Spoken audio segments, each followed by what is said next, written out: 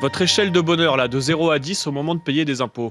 -2. On est dans le ras-le-bol fiscal. Où va l'argent? Vraiment, vraiment. Depuis que vous avez cliqué sur cette vidéo, l'État français a déjà collecté plusieurs milliers d'euros d'impôts. 19 000 euros chaque seconde, 610 milliards en 2025. Des chiffres qui donnent le vertige, et pourtant depuis 50 ans, la France dépense plus qu'elle ne collecte. Chaque seconde, l'État dépense 26 000 euros. Oui, chaque seconde, un déficit de 7 000 euros est créé, soit 235 milliards à la fin de l'année. Mais alors, avec de telles dépenses, tout devrait bien aller au pays des Lumières, non ? Pourtant, le temps d'attente moyen aux urgences est de 5h30. 3 mois de délai pour voir un cardiologue, 6 mois pour voir un dermato. On manque de professeurs, de soignants, se loger devient un véritable casse-tête et surtout la principale dépense des foyers. Et enfin, vous pourriez ne pas avoir de retraite après avoir cotisé toute votre vie. Dans cette vidéo, on va se baser sur les chiffres. Les vrais, les officiels. Ceux de la Cour des comptes, de l'INSEE, de l'OCDE, du Sénat. Vous savez, ceux que personne ne regarde jamais. Souvent parce qu'ils sont incompréhensibles et que ceux qui les expliquent sont chiants à mourir. Bienvenue sur Comprendre, la chaîne qui vous aide à comprendre. Aujourd'hui, on va tenter de répondre à cette question que tout le monde se pose. Que fait la France de votre argent? Déjà, pour commencer, c'est quoi l'impôt? Et surtout, à quoi il sert? Pour faire simple, c'est l'ensemble de l'argent collecté par l'État qui sert à financer son fonctionnement. Payer les fonctionnaires, l'école, l'armée, la justice, le service public. Quand on parle de l'impôt, on a tendance à n'imaginer que l'impôt sur le revenu. Pourtant, avec 95 milliards en 2025, ce n'est qu'une toute petite partie des recettes fiscales de l'État. Et surtout, il n'est payé que par la moitié des Français. Parce que cet impôt, il est progressif. Ça veut dire que les foyers les plus modestes n'ont pas à le payer, alors que les 10% les plus riches financent jusqu'à 70% de l'impôt sur le revenu. Mais alors, c'est quoi le reste? En France, on est plutôt créatif. Avec 483 impôts, taxes, cotisations et contributions différentes, on est littéralement les champions du monde du nombre de prélèvements. C'est simple, on taxe tout. Ce que tu bois, l'eau, les boissons sucrées avec la fameuse taxe soda, mais aussi les boissons avec édulcorant ou les boissons énergisantes. On taxe l'endroit où tu vis, la taxe foncière, d'aménagement ou encore la taxe de balayage. Oui, c'est bien ce que tu penses, c'est une taxe pour couvrir les frais de balayage. Et on te taxe même sur ta mort. Taxe sur l'inhumation, taxe sur la crémation, taxe sur le convoi funéraire. Et si tu as une assurance vie et qu'aucun de tes proches ne la réclame, l'État se sert directement. Toutes ces taxes, contrairement à l'impôt sur le revenu, sont payées par tout le monde, y compris la taxe qui rapporte le plus à l'État, la fameuse TVA. 211 milliards, soit 35% des recettes fiscales. Avec différents taux, vous la payez sur chaque plein d'essence, chaque course au supermarché, chaque facture d'énergie. Avec ici encore, quelques bizarreries bien à nous. Par exemple, si vous achetez un sandwich au supermarché, la TVA ne sera que de 5,5 car c'est un bien d'alimentation de première nécessité. Mais si vous allez chercher votre sandwich à la boulangerie, vous paierez 10% de TVA appliqué à la restauration. Même besoin, même produit, différents taux de TVA. Mais ce qui fait de la TVA un impôt bien spécial, c'est qu'il est le plus injuste. Présent absolument partout, il ne tient absolument pas compte du revenu. Un milliardaire qui achète ce fameux sandwich paiera le même pourcentage de TVA que quelqu'un au SMIC. Évidemment, pour des raisons pratiques, on va pas présenter sa fiche d'imposition à chaque fois qu'on paye un truc, mais là où l'impôt sur le revenu est progressif, la TVA est souvent qualifiée de régressif sur le niveau de vie réel. Bref, avec ça, on a la moitié des recettes fiscales de l'État, auxquelles on ajoute l'impôt sur les sociétés, la taxe foncière, le droit de succession, les plus-values immobilières ou financières, et la fameuse TICPE sur l'essence dont on entend beaucoup parler à cause de la guerre en Iran en ce moment. Voilà en gros ce que sont vos impôts et qui constituent le budget de l'État. Mais alors, ça finance quoi? Eh bah principalement les différents ministères par domaine, en gros ce qui relève du devoir de l'État. L'éducation, la défense, la recherche et enseignement supérieur, la police, la justice, l'agriculture, la culture, etc. Enfin, principalement, pas vraiment. Parmi les plus grosses dépenses de l'État, on trouve déjà les remboursements et dégrèvements pour 147 milliards. En gros, ce que l'État rend, ou plutôt ne prélève pas aux entreprises et aux ménages sous la forme de crédits d'impôt, d'aides, de CICE pérennisés, etc. Ensuite, on retrouve les avances aux collectivités avec 134 milliards pour le fonctionnement des départements, des régions, des écoles et des transports. Et c'est après que ça se gâte. Les retraites des fonctionnaires avec 68,5 milliards pour 3,8 millions de personnes, soit un retraité sur 4 en France. Sachant qu'on compte pas les retraités de la fonction publique hospitalière dans ce chiffre. Oui, on a beaucoup de fonctionnaires, mais on y revient après. Et enfin, pour 61,3 milliards, on rembourse quelque chose dont vous avez peut-être déjà entendu parler, les intérêts de la dette. Gardez bien ça en tête, on y revient juste après. Voilà, en gros, pour nos impôts. Et ceux qui connaissent déjà un peu le sujet, ils doivent se dire « Mais attends, mais t'as pas du tout parlé des cotisations sociales, là ?» Et pourtant, ça pèse 590 milliards, collectés par l'organisme préféré des Français, l'URSSAF. C'est une blague, hein, tout le monde déteste l'URSSAF. Mais c'est quoi exactement une cotisation sociale? Une cotisation, c'est pas vraiment un impôt. La distinction, elle est importante et on la fait rarement. Un impôt, vous le versez à l'État, et l'État décide de comment il l'utilise. Une cotisation, c'est différent. Vous cotisez pour ouvrir vos droits futurs. Vous cotisez à la retraite, vous aurez une pension de retraite. Vous cotisez à l'assurance maladie, vous serez remboursé pour vos soins. Vous cotisez au chômage, vous serez indemnisé si vous perdez votre travail. Bref, c'est ce qu'on appelle du salaire différé. Du salaire que l'État met de côté pour nous avant d'être distribué selon les besoins de chacun. Et c'est en partant de ce principe que la sécurité sociale, qu'on surnomme tous la Sécu, a été créée en 1945. Avant, on se débrouillait surtout avec la famille, les mutuelles ou même la charité, mais après la Seconde Guerre mondiale, il fallait stabiliser la société pour relancer la France. La Sécu a permis de protéger les travailleurs et leurs familles afin de réduire la misère post-guerre. C'est génial, mais comment on la finance? Eh bah, cette protection sociale, vous la payez sur votre salaire. Mais votre patron aussi. C'est ce qu'on appelle les cotisations patronales et salariales. Laissez-moi vous expliquer, on va faire quelques simulations. On commence par un chiffre rond, ce sera plus facile. Un patron dépense 100 000 € pour son commercial. C'est ce qu'on appelle le super brut. On retire les cotisations patronales, il reste 69 725 €. C'est le salaire brut du commercial. On retire ensuite les cotisations salariales, il reste donc 55 091 €. C'est ce qu'on appelle le salaire net. On retire ensuite les impôts sur le revenu, il reste 46 034 €.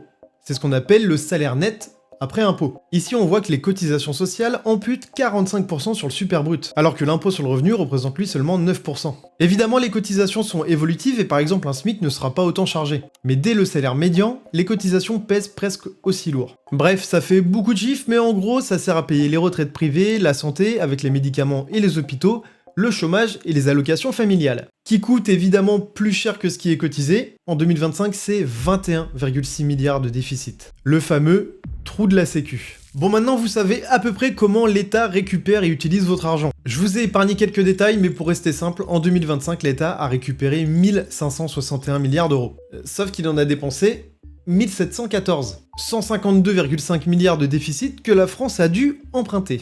Faire un crédit, quoi. Mais à qui? À des fonds d'investissement, des banques, des assurances que tu finances avec ton assurance vie, par exemple. Et pas seulement à des établissements français, car plus de la moitié de la dette est détenue par des acteurs étrangers. On emprunte donc par exemple à des fonds de pension ou des banques américaines ou asiatiques. On fait ça depuis 50 ans et comme tout crédit, on doit rembourser des intérêts. Je vous explique le fonctionnement avec un exemple tout simple. On m'a miraculeusement prêté 100 000 € à 2,7% d'intérêt, soit 2700 € d'intérêt par an, donc 225 € par mois. Sauf que j'ai un tout petit salaire qui me permet de ne rembourser que les 225 € d'intérêt par mois seulement. Et le problème, c'est que tous les mois, je suis à moins 500. Du coup, j'emprunte 6 000 €, 500 € par mois, à quelqu'un d'autre. Maintenant, je dois donc 106 000 €, soit 2862 € d'intérêt. Que je ne peux toujours pas payer, donc je vais emprunter la différence à une troisième personne. Au bout de 20 ans, ma dette est de 310 000 € et mes intérêts mensuels de 697 €. Je suis donc dans une boucle infernale où je rembourse jamais mon capital, mais uniquement les intérêts. Et je dois donc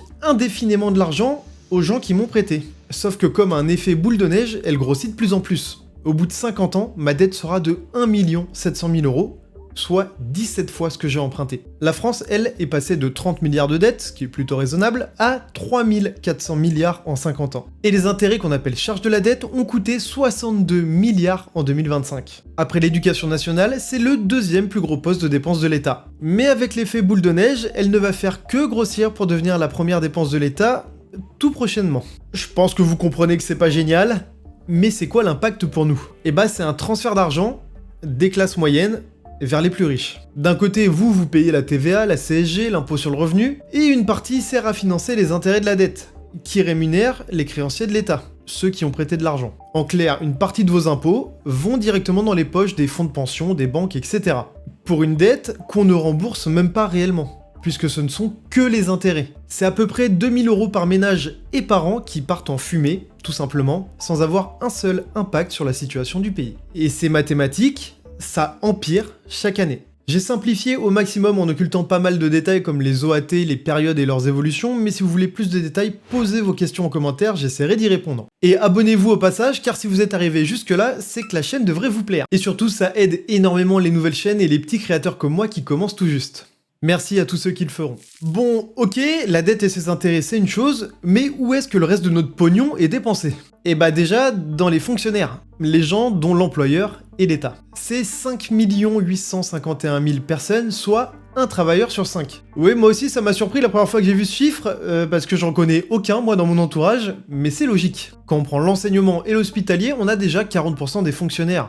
Si on ajoute la sécurité, on a déjà plus de la moitié des fonctionnaires du pays. Auquel on ajoute 1 million d'employés de mairie, plus 580 000 dans les intercommunalités qui sont censés regrouper les besoins de plusieurs communes. Et qui étaient censés réduire le nombre d'agents de mairie, sauf que non. Vu que juste sur les fonctions comptables et finances, on estime à 54 000 postes en doublon. Ou encore 550 000 personnes en doublon dans les plus de 1200 agences et organismes d'État. Ça en fait du monde. Mais c'est pour que le pays tourne bien, non? Enfin ça, c'est aux 128 000 personnes des ministères de l'économie et des finances de s'en occuper. Bref, tous ces salaires, ça représente 310 milliards d'euros. Soit à peu près pareil qu'un autre gros poste de dépenses, les retraites. 304 milliards en 2025 avec un déficit de 7,2 milliards. Le tout pour 18 millions de retraités. Et pareil, je pense que vous avez déjà forcément entendu un débat sur le sujet. En France, on fonctionne avec un système de répartition, ça veut dire que vous cotisez pas pour vous, mais pour tout le monde. Même si votre retraite que vous toucherez sera basée sur votre travail à vous. Ce que tu touchais, le nombre de trimestres travaillés, et on l'a dit, c'est prélevé directement sur ton salaire via les cotisations. Sur le papier, c'est génial car tout le monde aide tout le monde. Sauf que dans la réalité, et surtout mathématiquement, pour que ça fonctionne, il faut qu'il y ait au moins 3 travailleurs pour un retraité, vu qu'on te prend un tiers de ton salaire. Et évidemment, avec l'espérance de vie qui augmente, on paye plus longtemps à plus de monde. Sans compter que de nombreux retraités ont bien gagné leur vie et ont donc de grosses retraites qu'il faut payer. Malheureusement, avec le taux de natalité en baisse, on se retrouve avec 1,7 travailleurs pour un retraité. Et c'est là que ça coince pour notre système par répartition. Qui est encore une fois une idée géniale sur le papier, mais qui devient un enfer à gérer et à financer. Surtout si on reprend l'exemple du salarié que le patron paye 100 000 euros par an, il cotise 30 000 euros par an pour payer les retraites actuelles, sans avoir la certitude que le système tiendra encore dans 20 ou 25 ans. Du coup, c'est une grosse source de débat, mais trouver une solution, c'est ultra compliqué. Clairement, si on change tout et qu'on passe sur un système de capitalisation, où on cotise uniquement pour soi, ça reviendrait à abandonner toute une génération de retraités, et c'est pas possible. Il y a de la crispation qui se crée, et c'est normal, et des conflits entre générations. Je suis scandalisé parce qu'on tape toujours sur les retraités, mais qu'on mette au travail tous les jeunes qui ne veulent rien faire, nom d'un chien. Ensuite, on a la santé. Et oui, en France, on a un des meilleurs systèmes de santé du monde, si ce n'est le meilleur. Car on n'a quasiment pas de reste à charge quand on est malade ou hospitalisé. Entre les remboursements de frais médicaux, le financement des hôpitaux, les arrêts maladie, etc., le budget s'élève à 265 milliards en 2025. Et pour finir, 170 milliards pour tout ce qui va être considéré comme des aides. Le chômage pour 2,8 millions de personnes, les allocations familiales et les différentes aides qu'on peut retrouver par exemple pour les EHPAD, les aides à domicile, les accidents de travail. Et si vous êtes fort en maths, l'État a déjà dépensé 1049 milliards pour les retraites, les fonctionnaires, la santé et les aides, sur un budget global de 1561 milliards. Alors qu'on a évidemment tout le reste à payer, les infrastructures, les travaux, les autres ministères. Forcément, ça bloque, et vous comprenez mieux le déficit. Alors oui, c'est une certitude, notre modèle social coûte cher. Et on est littéralement les champions du monde de la dépense publique avec 58% de notre PIB. En gros, on réinvestit plus de la moitié de la richesse que le pays crée dans le fonctionnement de l'État et la protection sociale. Mais c'est aussi ce qui fait que la France est encore un pays où il fait bon vivre. Et ça, même si nos services publics sont de moins en moins qualitatifs et qu'on voit des chiffres alarmants. Comme par exemple 73% des Français qui déclarent avoir renoncé à un acte médical car le temps d'attente était trop long. Pourtant, tout n'est pas à jeter. La sécurité sociale rembourse 80% de vos dépenses de santé. Si vous avez un cancer de main, vous ne payez quasiment rien. Et statistiquement, il y a des chances que ça arrive, et ça, peu importe votre âge, vu qu'un Français sur 2 en aura un au cours de sa vie. Et en France, on est aussi très bon en taux de survie. Parmi l'un des meilleurs d'Europe parmi les cancers les plus répandus. 292 € par an, c'est ce que le Français moyen paye vraiment de sa poche pour sa santé. C'est parmi les plus bas de toute l'OCDE. Aux États-Unis, avoir un cancer peut détruire une famille entière. 66% des faillites personnelles américaines sont liées à des frais médicaux. Ouais, c'est énorme. J'ai un pote qui vit à New York depuis 2 ans, il s'est fait opérer du ménisque, il a reçu une facture de 70 000 $. Je sais pas si vous vous rendez compte. Heureusement, ça a été pris en charge par son employeur, mais c'est énorme. Et il m'a dit que là-bas, si tu te fais renverser par une voiture, tu demandes qu'un Uber t'amène à l'hôpital parce qu'une simple ambulance, ça peut coûter 3 000 $. Ça fait pas rêver. Donc oui, vivre en France, c'est une garantie de vivre dans un pays avec le moins d'inégalités au monde. Même si tout n'est pas parfait. Mais ça veut pas dire qu'on peut pas critiquer le fonctionnement de la France, parce qu'entre gaspillage d'argent public, fraude sociale et l'évasion fiscale, on a largement de quoi aller récupérer des sous sans toucher à un seul service essentiel. Et c'est exactement ce qu'on va regarder maintenant.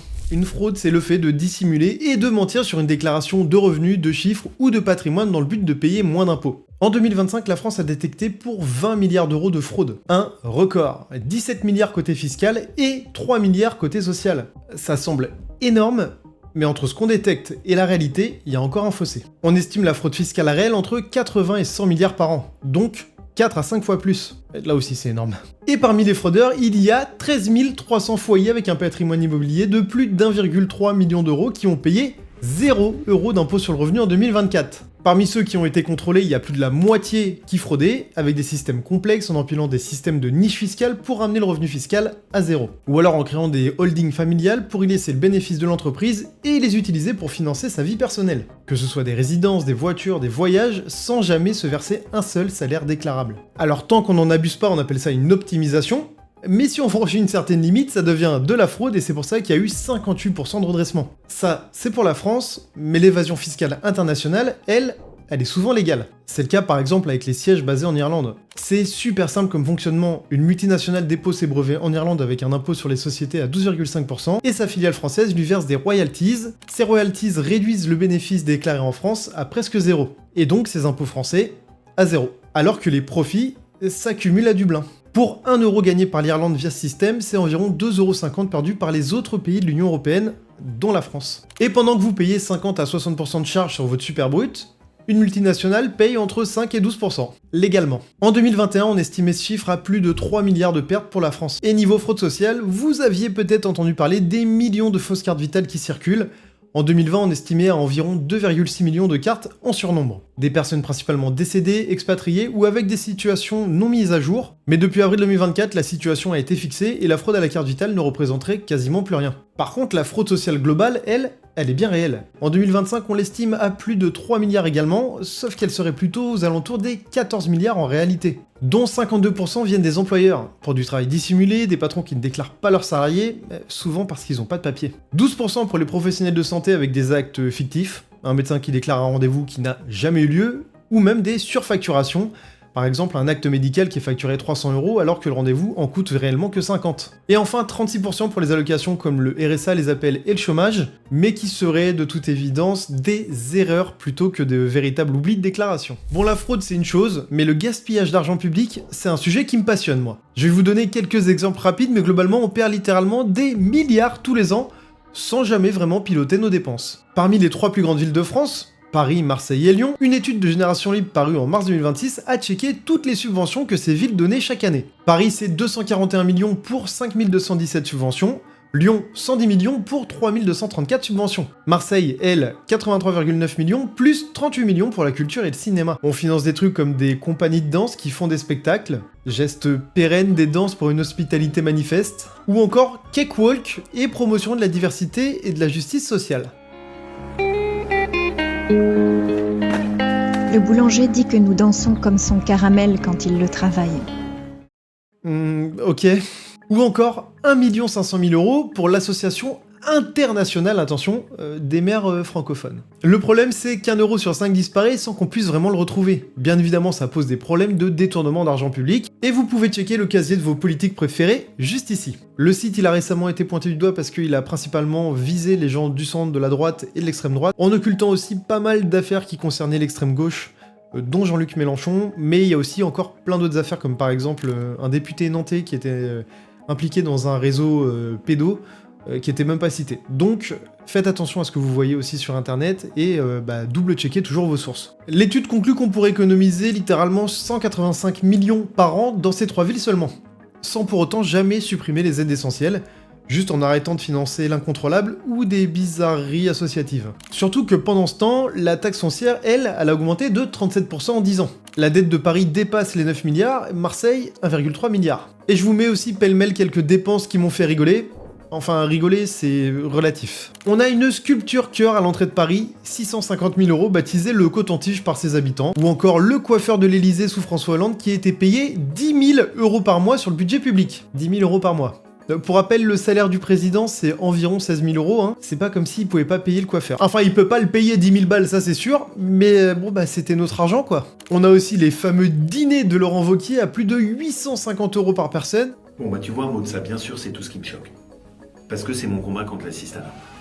Ou encore la rénovation du Forum des Halles avec un budget annoncé en 2002 de 200 millions. Résultat, 1 milliard, dont 300 millions seulement pour la toiture, avec des malfaçons qu'il a fallu corriger après. Bref, ça représente quelques postes en infirmière et en aide-soignant, tout ça, mais ça a pas l'air de déranger nos politiques. Après ça, c'est que le niveau municipal, hein, on est des petits joueurs. Au niveau de l'État, on pourrait faire aussi beaucoup d'économies. L'État français gère 792 agences qui dépensent 155,9 milliards d'euros par an. Et leur masse salariale a augmenté de 15,5% en seulement 3 ans. Et pour la majorité d'entre elles, personne ne sait vraiment ce qu'elles font concrètement, parce que plus de la moitié ne publie même pas leurs comptes. Si on ajoute 317 comités Théodule, ça fait plus de 1100 organismes payés par nos impôts, dont beaucoup font la même chose. Par exemple, si on prend la formation professionnelle, France Compétences Finance, les OPCO aussi, les régions aussi, France Travail aussi. 4 structures, une seule mission, 0 coordination.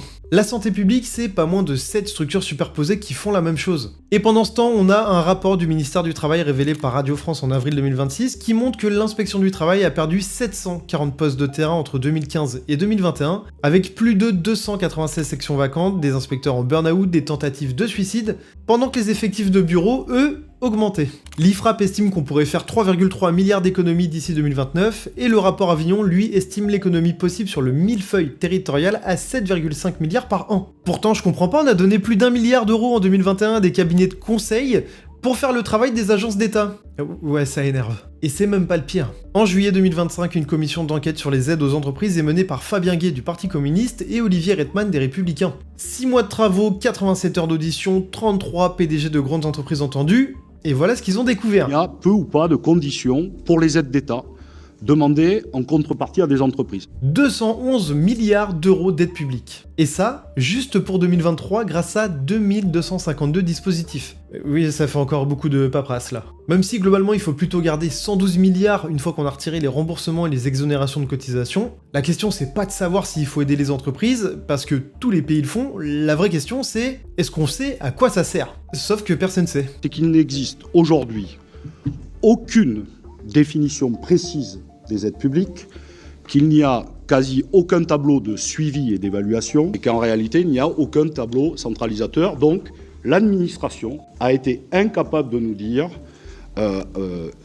combien elle donnait, à qui et à quoi cela servait. Il n'y a pas de suivi, pas d'évaluation, il n'y a même pas un tableau pour savoir où on en est niveau dépenses. Parmi les grands groupes interrogés, le Sénat a remarqué quelques incohérences. Michelin, par exemple, c'est plus de 140 millions d'aides en 2023 qui ont servi à acheter des machines pour des usines qui sont pas en France. Et surtout, 1254 suppressions de postes dans la foulée, alors que le groupe annonçait des bénéfices records de 1,9 milliard. Et du coup, est-ce qu'ils avaient vraiment besoin de ces 140 millions? LVMH, c'est 275 millions d'aides, des records de dividendes tous les ans, pourtant 1200 suppressions de postes également. Et enfin, les Kings, Auchan, 2 milliards d'aides en 10 ans, 2384 postes supprimés en novembre 2024. Et encore une fois, attention, je ne suis pas du tout pour qu'on stoppe les aides aux entreprises. Simplement, ouais, j'aimerais que quand des milliards sont distribués chaque année à des grands groupes, qu'on puisse au moins savoir ce qu'on a donné et en mesurer l'impact pour au moins préserver l'emploi. Et à minima, demander aux entreprises de conserver leur effectif en France, voire même d'embaucher. Ça serait pas mal, non?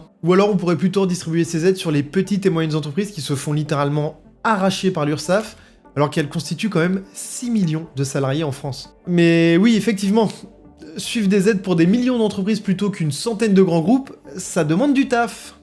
Bref, vous avez compris je pense, des milliards de pertes à cause de doublons administratifs, de la fraude, de l'évasion fiscale, des aides aux entreprises sans suivi, et les Français font pas vraiment confiance à l'État pour ça. 86% des Français jugent que leurs impôts ne sont pas bien utilisés, et 87%, c'est plutôt proche, estiment que l'État ne rend pas suffisamment lisible l'emploi des fonds publics. Et si vous êtes dans ce cas, c'est pas du complot ou de la paranoïa, c'est une lecture rationnelle des données disponibles. Même si certains politiques voudraient vous faire croire le contraire, surtout quand on sait combien coûte l'Assemblée nationale et le Sénat, avec un coût annuel astronomique de quasiment 1 million par député et 1 100 000 euros par sénateur, soit 1 milliard pour 925 élus quand même, faut le préciser.